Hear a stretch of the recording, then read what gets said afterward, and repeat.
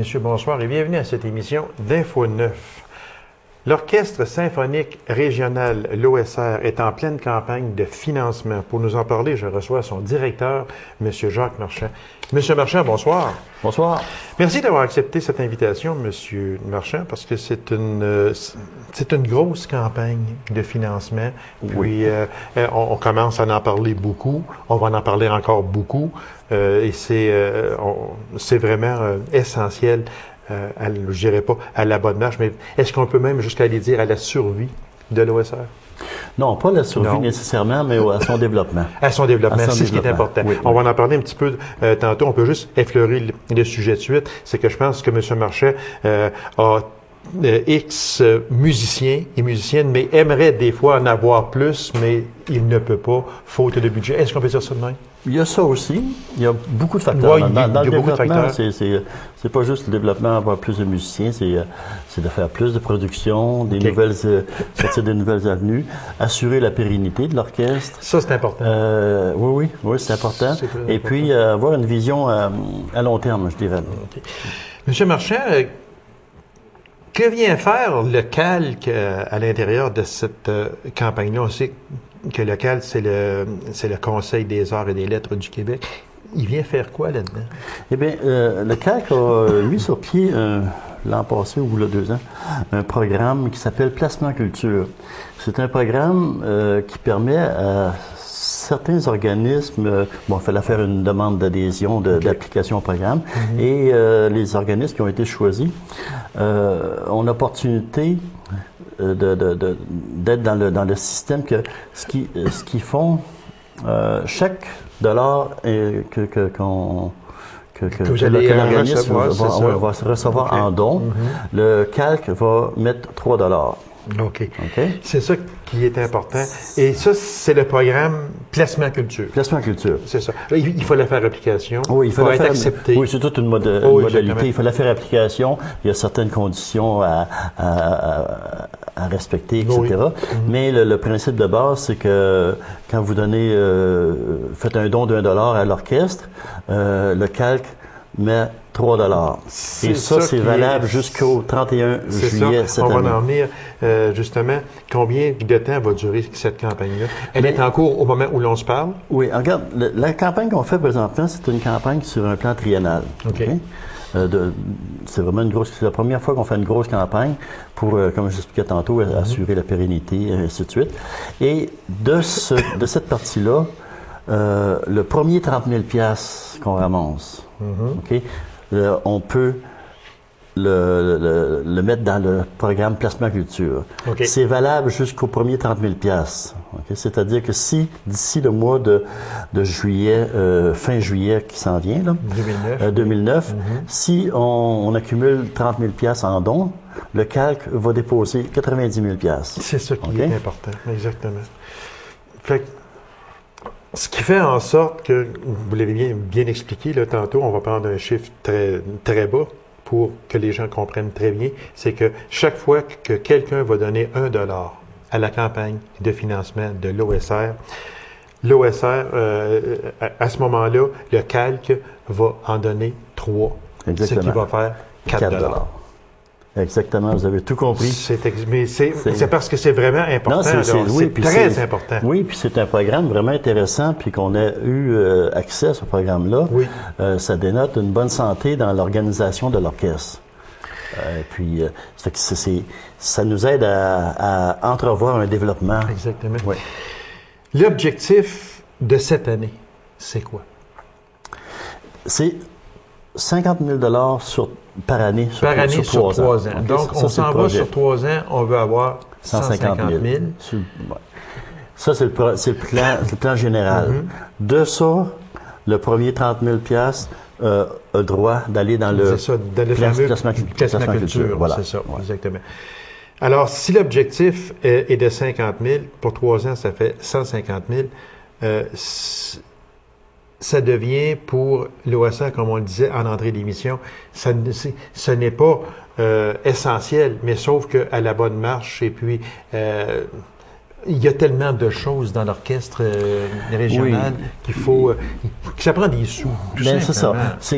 On fonctionne présentement, mais si on veut développer, moi l'idée c'est aussi d'être capable d'arriver à mieux rémunérer les musiciens. Okay. Parce que les musiciens à l'orchestre qui sont des musiciens qui gagnent leur vie avec la musique, et c'est une façon de les garder en région, ces musiciens-là aussi. Exactement. Parce que bon, ils sont à l'orchestre, mais ils sont aussi ils enseignent. Il n'y a pas que l'orchestre. Non. Okay. C'est tout un ensemble. Un musicien ne peut pas vivre avec l'OSR. Est-ce qu'on s'entend là-dessus? On s'entend là-dessus. On s'entend là-dessus. Donc, c'est un à côté, mais c'est un à côté qu'il faut qu'il soit rémunéré si on veut l'avoir, si on veut le garder. Oui, parce que sinon, les gens passent en région puis ils retournent. Voilà. Alors, c'est un plus dans la balance. Ça, c'est une chose. Là, on a trois programmes dans la saison. J'ai un programme avec l'ensemble Gabelle, j'ai un programme de Noël, puis le programme de fin d'année en avril. Ça passe en avril, c'est ça. Oui, mais j'aimerais bien en faire un quatrième programme dans le mois de février, quelque chose de spécial. Mais tout ça, ça demande du financement. C'est niaiseux à dire, mais c'est ça. Un quatrième événement annuel, ce serait parfait, ce serait idéal.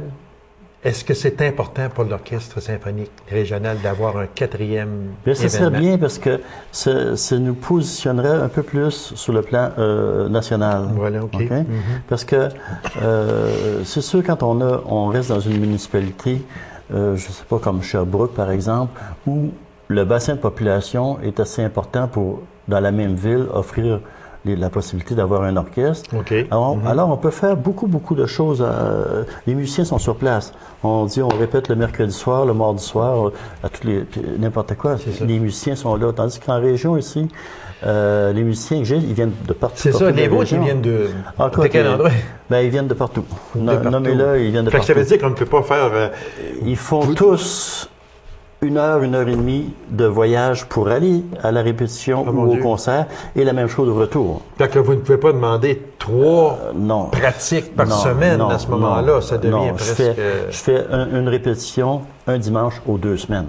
Aux 2 semaines? Je peux pas. C'est parce que le problème, c'est que ça mobilise les fins de semaine. À un moment donné, je vais avoir des problèmes familiaux à débattre. Il y a des personnes qui vont vous regarder, là, mais pas vous admirer. À ce moment-là, on s'entend bien là-dessus. Alors, c'est la région. On vit avec ça. C'est le défi de vivre en Abitibi-Témiscamingue. Et on le fait. Ça fait 23 ans qu'on le fait. Donc, c'est faisable. Alors, un quatrième événement par année, ça me donnerait comme un genre de stabilité, une programmation. On se situerait mieux. Il y a d'excellents musiciens chez nous, Monsieur Marchand. Est-ce que, juste une question de même, là, est-ce que l'OSR n'aurait pas peur de compétitionner avec n'importe quel orchestre régional, que ce soit en Estrie, en Mauricie ou peu importe? Chez nous, il y a de bons musiciens. Oui, il y a des bons musiciens. L'orchestre, j'ai de tous les calibres. Okay? Il y a une partie professionnelle, mais il y a une partie formation à l'orchestre. Okay. Il y a une partie des musiciens, je dirais, presque la moitié, c'est des musiciens qui sont soit aux études ou des musiciens qui ont travaillé la musique étant plus jeune. Et il y a un côté formateur. Donc, c'est sûr que quand on arrive avec, en comparaison avec un orchestre, par exemple, l'orchestre de Trois-Rivières, là, c'est tous des professionnels de métier.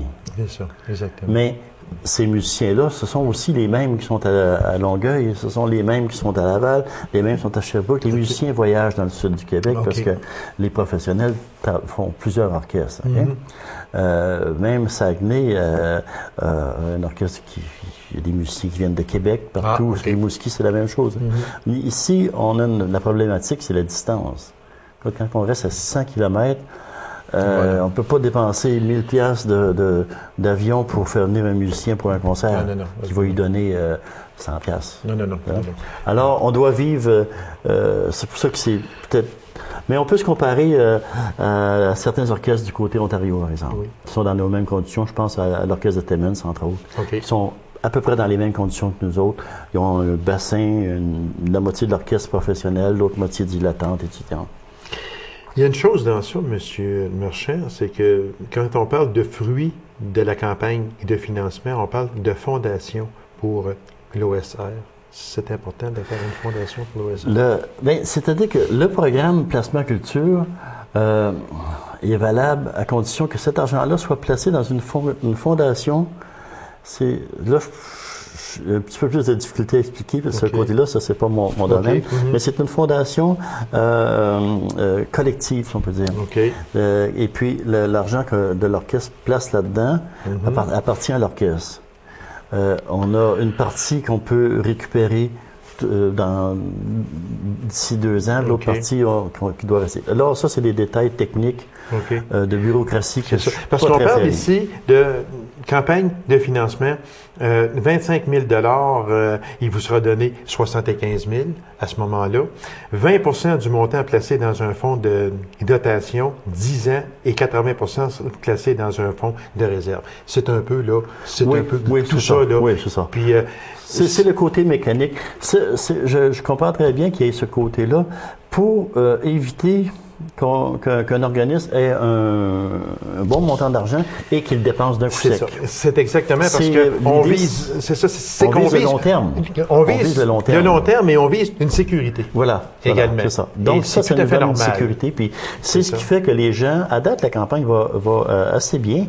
Et les gens qui donnent, les entreprises, les particuliers, ça les stimule parce qu'ils savent que cet argent-là est investi sur dans quelque chose de sûr. Exactement. Surtout dans les temps qu'on vit présentement.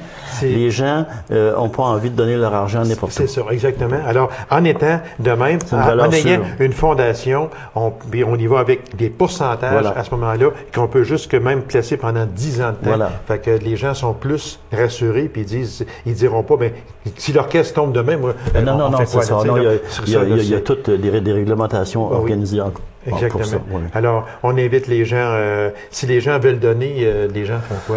Et ils font, il y a eu, dans les journaux récemment, il y a eu un petit encart. On va en avoir dans le programme. On peut aller sur le site de l'orchestre. Ou bien on peut appeler à l'orchestre, Orchestre symphonique régional, le numéro dans le bottin. Et puis sur le site de l'orchestre, on va voir les coordonnées. Et il y a moyen de Il y a sûrement moyen. De toute façon, on peut ici donner le numéro pour rejoindre l'orchestre. C'est le 819-797-2099 et c'est pour une bonne cause. Et aussi, on en a parlé un peu, mais j'aimerais revenir, c'est pour aussi aider l'OSR à développer différents projets qui germent depuis quelques années passées. Puis là, avec ça, vous pourrez probablement donner suite à ces projets-là. Oui, parce qu'on a beaucoup de... Déjà, on fait beaucoup de développement. On veut en faire un peu plus. Et il y a beaucoup de choses qu'on peut faire en région. Il y a des musiciens, il y a des jeunes, il y a de la jeunesse, il n'y a pas juste les vieux routiers. Là. Vous êtes combien de musiciens actuellement? On est 45 cette année. Est-ce que c'est dans les projets d'en avoir plus ou bien non pour vous, c'est assez, non? Oui, c'est dans le projet d'en avoir plus. Il y a des musiciens qui sont en région pour diverses raisons. Sont pas à l'orchestre parce qu'ils sont en train d'élever une famille, etc. Mais en ayant des moyens financiers, on peut aller les chercher de façon plus ponctuelle à ce moment-là. Fait que voilà, pour vous, c'est excessivement important. Pour l'OSR, c'est une campagne qui vaut vraiment, on le disait, chaque dollar que vous allez donner, et il y en aura 3 autres qui vont aller à cette campagne de financement. Donc, pour $1 investi, ça va en faire 4 à l'OSR. Alors, on invite les gens à être très généreux. Monsieur Marchand, merci. On vous souhaite tout le succès possible, premièrement, avec cette campagne de financement et deuxièmement, avec l'OSR. Il y a des concerts qui s'en viennent. Au mois d'avril. Merci beaucoup. C'est moi qui vous remercie. Alors, mesdames et messieurs, courte pause. On vous revient immédiatement après. Restez avec nous.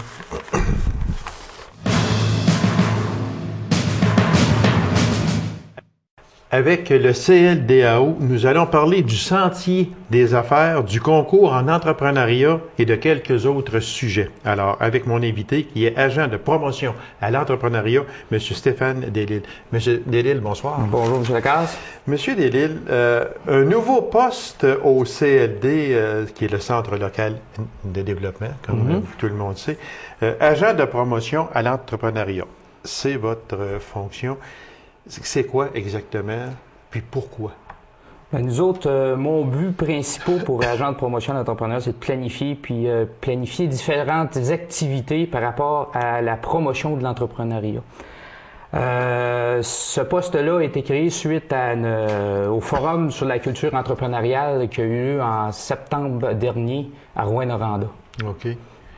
C'était essentiel de créer, parce que le contrôle est quand même essentiel. Là. Il ne faut pas je sais que vous allez peut-être me dire, ben là, non, c'est pas si essentiel, mais oui, ça en prend du monde de même pour valoriser, puis pour... en gros, on a besoin de vous, tout simplement. Ça n'a pas été pour rien, c'est pas vrai. Non, ben, c'est parce que c'est au niveau de l'entrepreneuriat, c'est un gros maillon de l'économie.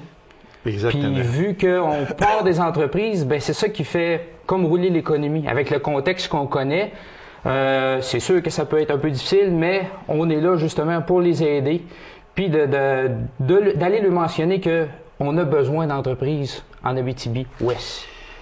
Pour en venir à ce que vous dites, dans le contexte économique que nous sommes actuellement, parce que là, moi je dis tout le temps, on va arrêter de dire qu'une crise s'en vient, là. On est dedans. Là. On est dedans là, actuellement. Là. Et puis, on la sent pour à peu près encore un an au moins, là, sinon plus un an et demi là, environ, parce qu'on parle du troisième trimestre de 2010 en tout cas. Est-ce que votre rôle est plus difficile avec le contexte économique dans lequel nous sommes présentement? Est-ce que les gens sont plus craintifs? Ça, on ne le voit pas au niveau des entrepreneurs parce que notre but, c'est justement d'en faire la promotion. OK. C'est le but du CLD. On fait la promotion au niveau des entreprises, on encourage les promoteurs à se partir en affaires, on les aide, on a plein d'outils pour les aider. Puis ça, c'est quand on a eu le forum entrepreneurial, il y a des statistiques sur l'Abitibi-Témiscamingue qui est ressorti versus le Québec. OK. Puis au niveau je vais vous en donner juste 3 à peu près, l'intention d'entreprendre. Juste l'intention d'entreprendre. Quelqu'un dit « Ah, j'ai peut-être une idée d'entreprendre ». En Abitibi-Témiscamingue, il y a 6,4 seulement, versus le Québec qui sont à 13,6. Ah mon Dieu! Donc, il y a une différence de là. Donc énorme, là, on peut voir qu'il y a du travail à faire. Oui. Fait que ça nous donne un coup de pouce pour mon poste. Sûrement. Oui, sûrement. Juste au niveau démarrage, en Abitibi-Témiscamingue, il y a 3,9 qui se démarrent. OK? Des entreprises qui démarrent. Versus le Québec, 4,4. Ça, c'est pas trop pire. On s'approche pas mal d'eux autres. Exactement. Fait qu'on a des bons promoteurs qui veulent démarrer. Au niveau des entreprises établies en région, qui sont établies pour l'entrepreneuriat, en Abitibi-Témiscamingue, 2,5 versus le Québec, 6,6. Donc, on voit qu'il y a du travail à faire. C'est pour ça que je disais tantôt, puis je l'ai dit sans aucune malice non plus, c'est que votre poste au CLD, il est essentiel. Puis j'en suis convaincu, et avec la preuve est là, on en a exactement une preuve flagrante avec les chiffres que vous venez de nous donner. Oui. On est en retard, oui. Puis on a du rattrapage à faire, et ce sont des gens comme vous avec des postes d'agents de promotion que l'Abitibi va pouvoir s'intégrer encore plus dans ce domaine-là et venir joindre les rangs du pourcentage au niveau du Québec. C'est évident. C'est évident. Même au niveau, on peut s'en aller au niveau des écoles, où ce que les professeurs aussi ont comme un rôle à jouer auprès des étudiants. De la façon que je vois ça, c'est que les enseignants, c'est encore une statistique qui a été sortie par la Fondation, 11,8 des enseignants parlaient souvent de la possibilité de créer une entreprise à leurs étudiants. Okay. Donc, je pense que le pourcentage, on pourrait quand même peut-être essayer de le pousser un petit peu plus. On peut le pousser. Ben oui. Exactement. Puis, le plus dangereux chiffre, 29,4 des professeurs n'en parlent jamais. créer une entreprise auprès de leurs élèves. Est-ce qu'on peut dire que c'est une lacune? Je ne sais pas si c'est par rapport à le poste, les ouvrages qu'ont les professeurs. On sait qu'ils sont assez, tu sais, dans le cours, sont chargés de... Oui, sûrement, oui. Ils ont une grosse On ne fait pas job. par exprès, là. Non. C'est sûr. Mais au moins, peut-être qu'il y a peut-être un petit volet qu'on peut faire pour essayer d'amener ça. On parle de culture entrepreneuriale, oui. On parle d'agent de promotion de l'entrepreneuriat, donc on voit la relation qui peut se faire là. Parce que ce chiffre-là, là, honnêtement, il me surprend. Il me surprend beaucoup, beaucoup. J'aurais jamais pensé que ce chiffre-là aurait eu, que ce pourcentage-là aurait été aussi élevé. Donc, ça veut dire qu'il y a un travail à faire, il y a un travail de sensibilisation à faire à ce moment-là. Exactement. Puis ça fait partie c'est de mon votre poste. rôle, exactement. Ça fait partie de C'est mon votre poste. rôle. Si on parlait de la visite de Mme Nathalie Riverain, elle est venue faire quoi exactement? Bien, elle est venue nous présenter ces statistiques-là pour au niveau de tous les intervenants. Il y avait beaucoup d'intervenants qui étaient là. Elle est venue nous présenter ces statistiques-là pour nous dire, regardez, il y a peut-être une petite cloche là, à sonner, là, de dire, oh, c'est important, il faut faire quelque chose. Parce que si on veut s'en sortir, si on veut que notre région soit plus forte, ben c'est peut-être à cause de ces statistiques-là qu'on doit travailler dans ce sens pour pousser ça. Fait qu'elle est venue nous présenter ces chiffres-là, puis ça vient de la Fondation de l'entrepreneurship à Québec. Quand on reçoit des chiffres de même dans le rôle que vous avez à jouer, vous, ce n'est pas un coup de pouce qu'on vous donne en voulant dire, regarde là, Stéphane, les chiffres sont vraiment, là, parlent par eux-mêmes, là. Je pense que juste avec ça, là, t'as assez de... Tu peux y aller encore plus. Je veux dire, ce n'est pas dû à vous si les chiffres sont de même, sauf que quand vous les voyez, vous dites, oups, il y a du travail à faire, puis c'est mon travail. C'est sûr, parce qu'au CLD, on voit les promoteurs qui viennent, ils viennent prendre nos programmes, on les aide, on dit, regarde, on a des promoteurs qui viennent, ça va bien. Mais il faut y aller sur un contexte un peu plus grand. C'est ça qu'elle nous a présenté, de dire, oui, vous faites déjà un bon travail, mais il y en a peut-être un petit peu plus à faire. Là. Exactement. Puis c'est là qu'on s'en vient avec le CLD, avec différents programmes qu'on offre pour justement aider les entrepreneurs présents, ceux qui sont déjà en démarrage, puis les futurs. Et les futurs. Les futurs. Également, parce qu'il ne faut pas... C'est beau aller vers le futur, mais il ne faut pas non plus délaisser ceux qui sont déjà en fonction. Non. C'est eux autres qu'il faut... C'est eux autres qui ont besoin du plus gros support. Là. C'est ça, exactement. Sentier des affaires, une 4e édition. Ça, c'est encore quelque chose qui est excessivement important. Oui. Le Sentier des affaires, le but du projet, c'est d'améliorer les connaissances de base des nouveaux promoteurs. Bien souvent, on a chacun des lacunes au niveau du... Quand on se part en affaires, on est moins fort en comptabilité, on est moins fort en marketing. Fait que avec le Sentier des affaires, excusez, l'objectif premier, c'est d'augmenter le nombre de démarrages d'entreprise. On a vu qu'on n'avait pas gros de statistiques au niveau du démarrage, donc ça vient comme compenser. Fait qu'on aide. Présentement, on a 25 participants au Sentier des affaires qui sont commencés. Là.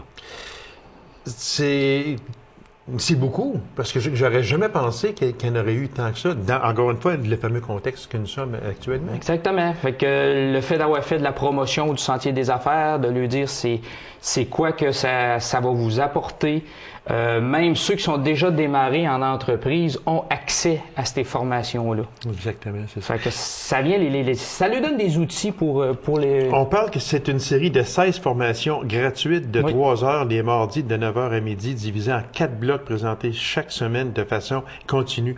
J'aimerais qu'on regarde les 4 blocs qui sont vraiment très importants. Oui. Au niveau du premier bloc, on parle beaucoup de l'entrepreneur, à savoir est-ce que l'entrepreneur est entrepreneur. Donc, il y a un petit test qui est fait au CLD qui s'appelle le fameux ICE. Puis ça vient dire si c'est un bon entrepreneur, qu'est-ce qu'il a amélioré, qu'est-ce qu'il a travaillé. Fait que on a une personne, un conférencier, Bruno Bégin. Lui, il vient puis il explique c'est quoi le profil entrepreneurial. Après ça, on parle aussi du mentorat, qu'on va revenir tantôt dessus. On parle du mentorat parce que il y a beaucoup d'entreprises qui vont partir puis que les personnes manquent d'expérience. On profite d'un mentor. Puis le mentor, il y a des connaissances incroyables. Puis on peut en profiter de façon encore gratuite. Le premier bloc, on vise l'entrepreneur. Essayer de faire dire, ben, je suis bon pour aller en business. Tu sais, c'est-tu ma place? S'il continue après ça, ben, on tombe dans l'autre bloc. Qui est Le bloc de la comptabilité. Parce que c'est pas donné à tout le monde. Ben non. Mais encore là, il faut dire que c'est des cours de base. Parce qu'un cours en comptabilité, va-t'en au cégep ou à l'université, puis c'est des 3 ans là, que tu peux faire. Sauf que c'est la base. C'est ça. Des cours de base, de bien faire une comptabilité, présenter des états financiers à des partenaires ou à des institutions financières pour avoir des prêts, ben c'est essentiel. Voilà. Puis après ça, ben c'est sûr qu'il faut s'en aller sur le marketing. Fait qu'on a 4 cours qui se donnent en marketing, puis qu'on vient lui donner encore des outils. Comment vendre son produit? Est-ce que je le vends comme il faut? Faut que je fasse affaire avec Internet versus ouvrir les portes à tout le monde. Parce qu'il y a tellement de choses aujourd'hui. Exactement. Et on passe au bloc 4, qui est lois et règlements. Les lois et règlements, ben on s'en va sur divers droits d'entreprise. On a une notaire qui vient nous parler de ça. C'est des choses de base parce que sans ça, l'entrepreneur peut se perdre là-dedans. Oui, exactement. Est-ce que je me perds en compagnie versus je fais juste m'enregistrer à mon nom? C'est ça. Ce sont des choses qui sont... Ah oui, ça a beaucoup d'impact. Monsieur Delisle, mon Dieu, il reste à peine 3 minutes. Concours québécois en entrepreneuriat. Date limite d'inscription, le 16 mars. OK. Ils ont juste à appeler au CAD, demander pour moi, Stéphane Delisle. OK. Puis je vais prendre le plan d'affaires, puis on peut s'enligner de cette façon-là. Il y a des partenaires qui sont là-dedans qu'il faudrait qu'on mentionne. Oui, allez-y. Carrefour Jeunesse Emploi, Société d'aide au développement des collectivités, Centre de formation professionnelle de la Abitibi, Ville-la-Sarre, puis la commission scolaire. Ils sont très, très importants dans toutes mes affaires comme exactement. Puis il y aura aussi un gala qui aura lieu à la salle Desjardins. Oui, en avril. On fait ça le 28 avril à la salle Desjardins. Il y a des bourses qui seront remises aussi à ce moment-là. Oui, bourses très importantes, très précieux pour les promoteurs. Et en terminant à peine 2 minutes, mentorat d'affaires. Ça aussi, on en a parlé un peu. Ça va très bien. Super bon outil pour les nouveaux promoteurs, puis même pour les anciens. Présentement, j'ai une équipe de 6 mentors, tous des bénévoles. Puis les mentorés actifs, j'ai 12 diades, puis depuis 2004, on a fait 33 jumelages à date. Diades? Expliquez-nous, c'est quoi? C'est un jumelage entre un promoteur puis un mentor. Ah, OK. Fait qu'on a 33 jumelages de fait à date, puis il y en a 12 à date qui sont actifs. C'est beaucoup, 33? Oui, depuis 2004, c'est bon. Il y a beaucoup de monde qui profite de ce produit-là. Il y a des formations aussi qui sont offertes aux mentors 2 à 3 par année, puis aux mentorés de 1 à 2 par année. Il y a beaucoup d'ouvrages dans tout ça, mais c'est vraiment essentiel parce qu'on est dans une crise actuellement, puis il ne faut pas se croiser les bras et dire « Ah non, regarde, la crise sévit, moi là, regarde, je m'assois puis je fais rien. » J'attends de me pogner une job. C'est ça. Pourquoi pas essayer de s'en créer une? De s'en créer une pour pouvoir en créer d'autres. Voilà. À ce moment-là, c'est une roue, là. Oui, et puis, elle est vraiment... très important. Oui. Alors, on a tout ça, Sentier des affaires, concours québécois en entrepreneuriat et puis mentorat d'affaires. Vous avez du pain sur la planche, M. Delisle. Comment entrevoyez-vous très vitement l'année 2009? C'est un méchant beau défi pour moi. J'attendais que vous me disiez ça. Puis je vais travailler là-dedans. Puis si je suis capable de faire monter mes statistiques de 1%, je vais avoir réussi. Mission accomplie. C'est sûr. Oui. Monsieur Delisle, on vous souhaite tout le succès possible et puis on a besoin de gens comme vous. Puis je vous remercie infiniment. Bienvenue. Merci beaucoup, M. Lacasse. Alors, mesdames et messieurs, merci d'avoir été là. On se donne rendez-vous à une prochaine émission d'Info 9. Au revoir.